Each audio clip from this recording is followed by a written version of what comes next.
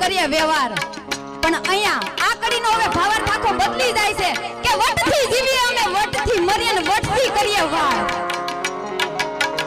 અને નવનીતભાઈને જાહેર મંચ ઉપરથી કહું કે જેદી આ ભાઈઓની સંખ્યા ટૂંકી પડે ને તેદી આ બહેનોને યાદ કરજો જે હાથમાં બંગડી પડે ને ઈ નહીં હાથમાં તલવાર ઉપાડવાની તાકાત છે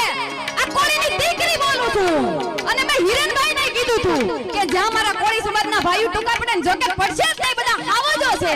અને જેદી આ ટૂંકા પડે ને તેદી માં ભવાનીનું રૂપ લે અને દીકરીઓને ઉતરતા વાર નહીં લાગે બાપ